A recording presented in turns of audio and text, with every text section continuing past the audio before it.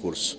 A Lei Federal 8.112, de 11 de dezembro de 1990, que baliza os procedimentos administrativos a nível federal, estadual e municipal, preconiza que uma comissão de processo administrativo disciplinar exercerá suas atividades com independência e imparcialidade, assegurado o sigilo necessário à elucidação do fato ou exigido pelo interesse da administração e que as suas reuniões e audiências terão caráter reservado. Vejamos, Lei 8.112 de 1990, artigo 148. O processo disciplinar é um instrumento destinado a apurar a responsabilidade de servidor por infração praticada no exercício de suas atribuições ou que tenha relação com as atribuições do cargo em que se encontra investido. Artigo 149. O processo disciplinar será conduzido por comissão composta de 3 servidores estáveis, designados pela autoridade competente, observado o disposto do parágrafo 3º do artigo 143, que indicará, dentre eles, o seu presidente, que deverá ser ocupante do cargo efetivo superior ou de mesmo nível, ou ter nível de escolaridade igual ou superior ao do indiciado. Redação dada pela Lei 9.527, de 10 de 12 de 97. Parágrafo 1º. A comissão terá como secretário servidor designado pelo presidente, podendo a indicação recair em um de seus membros. Parágrafo 2º. Não poderá participar da comissão de sindicância ou de inquérito cônjuge, companheiro ou parente do acusado consanguíneo ou afim, em linha reta ou colateral até o 3º grau. Artigo 150. A comissão exercerá suas atividades com independência e imparcialidade, assegurado o sigilo necessário à elucidação do fato ou exigido pelo interesse da administração. Parágrafo único. As reuniões e as audiências das comissões terão caráter reservado. Portanto, à luz da Lei 8.112, de 1990, o sigilo e o caráter reservado prevalecem durante a tramitação do processo administrativo disciplinar a serviço da apuração dos fatos ou de interesse da administração, não se podendo admitir que os resultados, no caso 9 punições, sejam publicados e divulgados antes mesmo do encerramento dos prazos de eventuais recursos e, pasmem, da publicação das portarias que aplicariam as penalidades. Isso é um verdadeiro absurdo. Da mesma forma, a Lei Federal 9.784, de 29 de janeiro de 1999, também de aplicação subsidiária ao processo administrativo disciplinar, preconiza, no seu capítulo 10º da instrução, artigo 46, o sigilo durante a fase instrutória do processo, mais precisamente durante o desenvolvimento das atividades de instrução destinadas a averiguar e comprovar os dados necessários à tomada de decisão, visando a preservar os dados e documentos de terceiros protegidos por sigilo ou pelo direito à privacidade, à honra e à imagem. Proíbe também a promoção pessoal de autoridades. Lei nº 9.784, de 1999, capítulo 1º das disposições gerais, artigo 2º, a administração pública obedecerá, dentre outros, aos princípios da legalidade, finalidade, motivação, razoabilidade, proporcionalidade, moralidade, ampla defesa, contraditório, segurança jurídica, interesse público e eficiência. Parágrafo único. Nos processos administrativos serão observados, entre outros, os critérios de 1. Atuação conforme a lei e o direito. 2. Atendimento a fins de interesse geral, vedada a renúncia total ou parcial de poderes ou competências, salvo autorização em lei. 3. Objetivamente, no atendimento do interesse público, vedada a promoção pessoal de agentes ou autoridades. 4. Atuação segundo padrões éticos de probidade, decoro e boa-fé. E, a nível local, a matéria é disciplinada pela Lei Complementar número 3.673, de 24 de junho de 91, que estabelece o estatuto que institui e regula o regime jurídico único de servidores públicos do município de Caxias do Sul e dá outras providências, sendo relevante transcrever os seguintes dispositivos. Artigo 269. As irregularidades e faltas funcionais serão apuradas por meio de 1. Sindicância, quando a ciência ou notícia não for suficiente para sua determinação ou para apontar o serviço faltoso. B. Sendo determinado o indiciado, não for a falta confessada, documentalmente provada ou manifestamente evidente. Parágrafo 2º. É assegurado ao servidor, em todas as hipóteses de aplicação de penalidade disciplinar, o exercício do direito de petição para todos os fins e efeitos no prazo de 30 dias da ciência. Artigo 276. O sindicante efetuará em caráter de sigilo funcional e de forma sumária as diligências necessárias ao esclarecimento da ocorrência e indicação do responsável, apresentando no prazo máximo de 10 dias úteis relatório a respeito. Artigo 283. A comissão disciplinar exercerá suas atividades com independência e imparcialidade, assegurando o sigilo necessário à elucidação do fato ou exigido pelo interesse da administração. Abuso de autoridade. Constitui-se abuso de autoridade quando uma autoridade, no uso de suas funções, pratica qualquer atentado contra a liberdade de locomoção, a inviolabilidade do domicílio, o sigilo de correspondência, a liberdade de consciência e de crença, o livre exercício do culto religioso, a liberdade de associação, os direitos e garantias legais assegurados ao exercício do voto, o direito de reunião, a incolumidade física do indivíduo e aos direitos e garantias legais assegurados ao exercício profissional. O abuso de autoridade levará ao seu autor a sanção administrativa civil e penal com base na Lei nº 4.898/1965, cujo artigo 4º H estabelece que institui também abuso de autoridade, o ato lesivo da honra ou do patrimônio de pessoa natural ou jurídica quando praticado com abuso, desvio de poder ou sem competência legal. Vê-se, lamentavelmente, que o denunciado exerce abuso de autoridade não só relativamente aos atos que ensejaram esta denúncia, como agora também para embaraçar a instrução e o trâmite processual da própria denúncia já desde o seu início, o que deve ser coibido por essa comissão processante. Do necessário afastamento cautelar do denunciado. Reza a Lei Orgânica do Município de Caxias do Sul. Artigo 100. Admitida a acusação contra o prefeito por 2/3 da Câmara de Vereadores, o mesmo será submetido a julgamento perante o Tribunal de Justiça nas infrações penais comuns ou perante o Poder Legislativo nos crimes de responsabilidade. Parágrafo 1º. O prefeito ficará suspenso de suas funções. Segundo, nos crimes de responsabilidade, após a instauração do processo pela Câmara Municipal. Também o artigo 282, caput do Código Processo Penal, cujo rito se aplica subsidiariamente aos processos políticos administrativos, como este de impeachment, estabelece que as medidas cautelares, em geral, devem ser aplicadas quando necessárias para a investigação ou a instrução do processo, o que, de plano, já seria suficiente para afastar qualquer controvérsia e admitir o afastamento do denunciado por conveniência da instrução da denúncia. Artigo 282, as medidas cautelares previstas nesse título deverão ser aplicadas, observando-se a 1. Necessidade para aplicação da lei penal para investigação ou a instrução criminal e, nos casos expressamente previstos, para evitar a prática de infrações penais. 2. Adequação da medida à gravidade do crime, circunstâncias do fato e condições pessoais do indiciado ou acusado. Parágrafo 1º. As medidas cautelares poderão ser aplicadas isolada ou cumulativamente. Artigo 2º. As medidas cautelares serão decretadas pelo juiz de ofício ou a requerimento das partes ou, quando no curso da investigação criminal, por representação da autoridade policial ou mediante requerimento do Ministério Público. Ou seja, o afastamento cautelar da função pública deve ser admitido não somente para evitar a prática de novas infrações, garantia da ordem pública, como também quando o agente público, como neste caso, estiver interferindo negativamente na produção das provas, conveniência da instrução. Requerimento, por conseguinte, pelo acima exposto, reporto meu requerimento lançado na página 5/6 da peça inicial da denúncia, requerendo a Vossa Excelência, amparado na legislação acima referida, a fim de prevenir novas e futuras interferências do denunciado no trâmite desse processo, bem como ulteriores atos que configurem abuso de autoridade e, considerando já ter sido instaurado o competente processo pela Câmara Municipal, determine incidentalmente e acautelarmente a suspensão denunciada das funções do prefeito municipal pelo período de 90 dias ou até o encerramento desse processo, o que ocorrer antes, durante o qual o cargo deverá ser exercido interinamente pelo presidente da Câmara na forma da lei. Peço deferimento. Caxias do Sul, 18 de outubro de 2019. Ricardo Fabres de Abreu, autor.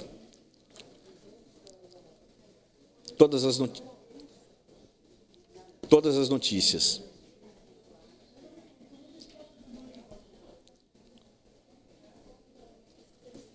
Então, ok. Obrigado, procurador.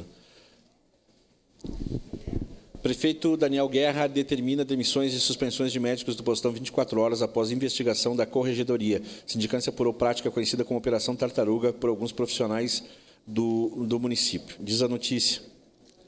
4 servidores médicos da Prefeitura serão demitidos e outros 5 receberão suspensão no trabalho após uma intensa investigação da sindicância da Corregedoria Geral do município, determinada pelo prefeito Daniel Guerra. A apuração investigou uma prática conhecida como Operação Tartaruga, quando a demora proposital no atendimento realizada por esses 9 profissionais que trabalhavam no postão 24 horas em 2017. A equipe da Corregedoria, órgão da Procuradoria Geral do município, trabalhou intensa e exaustivamente nesse processo, que foi finalizado no início de outubro deste ano. Durante a sindicância, foram investigados todos os pontos relacionados ao tema, ouvidas testemunhas e também os denunciados que tiveram direito à ampla defesa. O processo traz relatórios individuais dos 9 servidores médicos investigados, com trechos de depoimentos e também com sugestão de penalidade a cada um deles. De acordo com o relatório do processo, diversas situações comprovaram a conduta inadequada dos profissionais que atuavam no postão 24 horas. Em vários trechos, eles deixaram de prestar atendimento de propósito ou atender os pacientes de forma mais lenta, propositadamente. Uma das situações descritas no documento mostra que um dos médicos atendeu 13 pacientes em uma jornada de trabalho de 12 horas e 50 minutos, ou seja, levou quase 1 hora para atender cada usuário. Outro caso aponta que um dos profissionais atendeu 16 pacientes em uma jornada de 15 horas e 51 minutos. Em uma outra situação, um dos médicos atendeu 5 pacientes em uma jornada de 6 horas e 6 minutos, levando mais de 1 hora em cada consulta. Além disso, os denunciados também teriam incentivado os colegas a procederem em forma de operação tartaruga em apoio à greve dos servidores médicos lotados nas UBSs na época. Também foram registradas faltas não justificadas e não cumprimento de carga horária de trabalho por alguns desses médicos que trabalham na rede pública de saúde. Como resultado da sindicância, as penalidades sugeridas pela Corregedoria e aprovados pelo prefeito Daniel Guerra são suspensão por 60 dias de 3 médicos, suspensão de 30 dias de um médico, suspensão de 40 dias de um médico e 4 demissões de médicos do município. Abre aspas, a nossa população merece ser entendida, atendida com respeito e ter a garantia de pleno funcionamento do serviço da saúde e rede pública. Isso passa pelo comprometimento do servidor e pelo cumprimento das responsabilidades dos profissionais da área da saúde, fecha aspas, ressaltou o prefeito Daniel Guerra. Essas pessoas não cumpriram com o seu dever, foram irresponsáveis no atendimento à população, por isso estão deixando a rede pública de saúde. Isso ficou claro com a sindicância e os servidores que permaneceram honra a profissão e respeito aos usuários. Esses têm o reconhecimento da administração, completou o secretário Júlio Freitas. As portarias com as penalidades desses 9 servidores serão publicadas nos próximos dias no Diário Oficial. Nos casos de demissões, após a comunicação oficial, ocorre o desligamento do serviço público e o servidor não pode retornar ao trabalho. Atualmente, eles foram relocados e atuam em outras áreas, outras unidades da Secretaria Municipal da Saúde. Assim, na nota, assessoria de imprensa da Prefeitura de Caxias do Sul.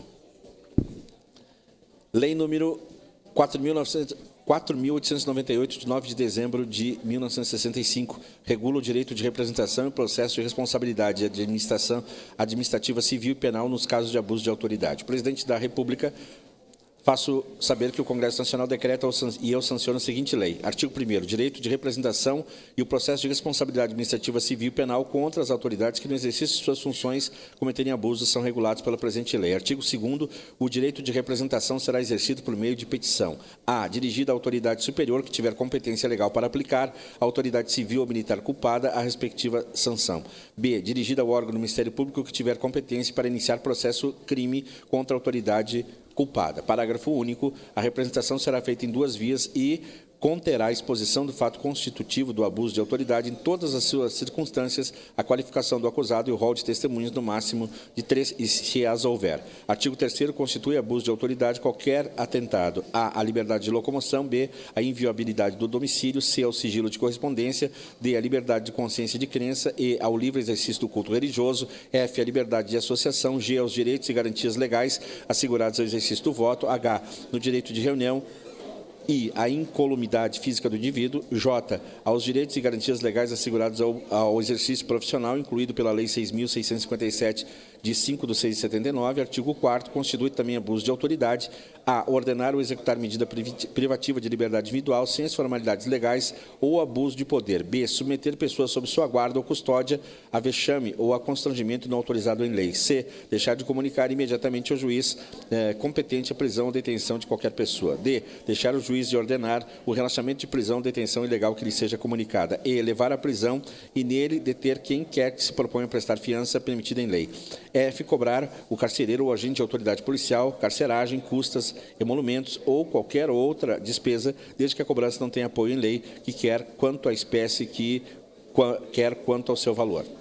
Recusar o carcereiro ou agente da autoridade policial recibo de importância recebido a título de carceragem, custas, emolumentos ou de qualquer outra despesa. H, o ato lesivo de honra ou do patrimônio da pessoa natural ou jurídica, quando praticado com abuso ou desvio de poder ou sem competência legal.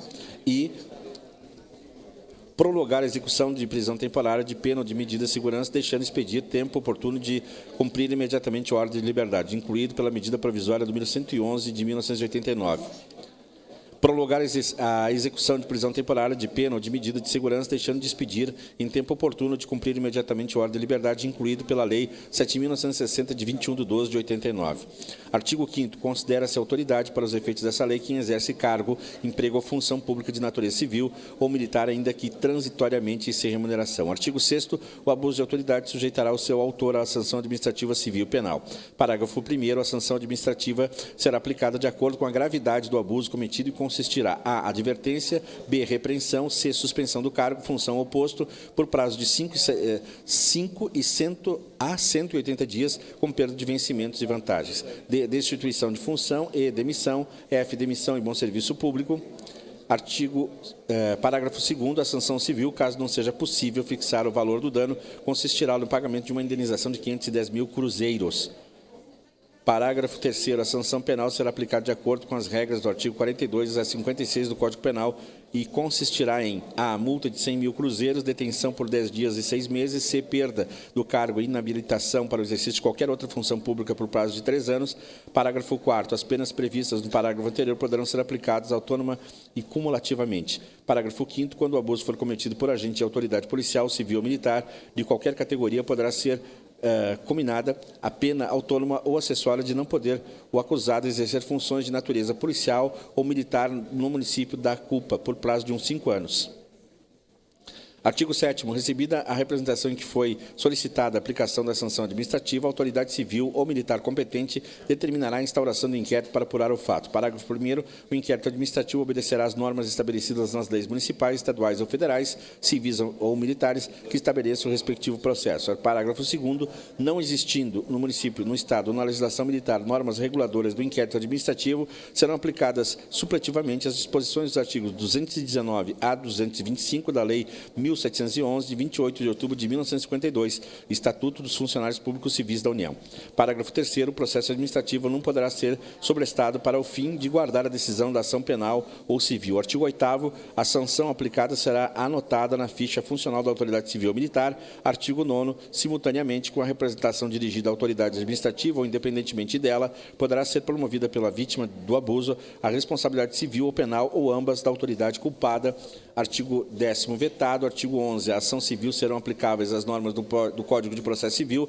Artigo 12. A ação penal será iniciada independentemente de inquérito policial ou justificação por denúncia do Ministério Público, instruída com representação da vítima do abuso. Artigo 13. Apresentado ao Ministério Público a representação da vítima, que ele, no prazo de 48 horas, denunciará o réu desde que o fato narrado constitua abuso de autoridade e requererá ao juiz a sua citação e, bem assim, a designação de audiência do instrumento de julgamento. Parágrafo 1º. A denúncia do Ministério Público será apresentada em 2 vias. Artigo 14. Se o ato ou fato constitutivo do abuso de autoridade houver deixado vestígios, o ofendido ou acusado poderá a. promover a comprovação da exigência de tais vestígios por meio de 2 testemunhas qualificadas, b. requerer ao juiz, até 72 horas antes da audiência de instrução e julgamento, a designação de um perito para fazer as verificações necessárias. Parágrafo 1º. O perito ou as testemunhas farão seu relatório e prestarão seus depoimentos verbalmente ou apresentarão por escrito, querendo na audiência de instrução e julgamento. Parágrafo 2º. No caso previsto na letra e deste artigo, a representação poderá conter a indicação de 2 ou mais testemunhas. Artigo 15. Se o órgão do Ministério Público, ao invés de apresentar a denúncia, requerer o arquivamento da representação, o juiz, no caso de considerar improcedentes as razões invocadas, fará remessa da representação ao Procurador-Geral e este oferecerá a denúncia ou designará outro órgão do Ministério Público para oferecê-la ou insistirá no arquivamento ao qual só então deverá o juiz atender. Artigo 16. Se o órgão do Ministério Público não oferecer a denúncia no prazo fixado nesta lei, será admitida a ação privada. O órgão do Ministério Público poderá, porém, aditar a queixa, repudiá-la e oferecer denúncia substitutiva e intervir em todos os termos do processo, interpor recursos e, ao todo tempo, no caso de negligência do querelante, retomar a ação com parte principal. Artigo 17. Recebidos os autos, o juiz, dentro do prazo de 48 horas, proferirá despacho, rejeitando ou rejeitando a denúncia. Parágrafo 1º. No despacho em que receber a denúncia, o juiz designará desde logo dia e hora para audiência de instrução e julgamento, que deverá ser realizada improrrogavelmente dentro de 5 dias. Parágrafo 2º. A citação do réu para se ver processar até julgamento final e para comparecer à audiência de instrução será feito por mandato sucinto, que será acompanhado da segunda via da representação e da denúncia.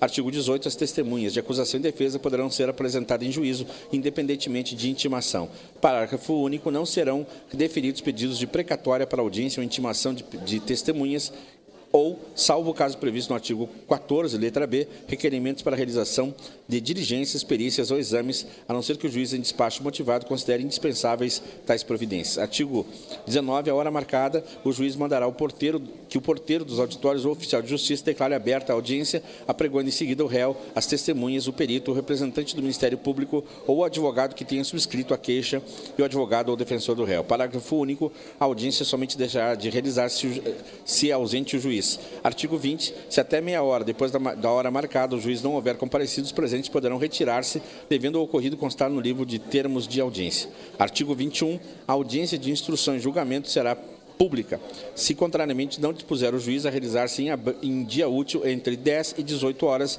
na sede do juízo ou, excepcionalmente, no local que o juiz designar. Artigo 22. Aberta a audiência, o juiz fará a qualificação e o interrogatório do réu se estiver presente.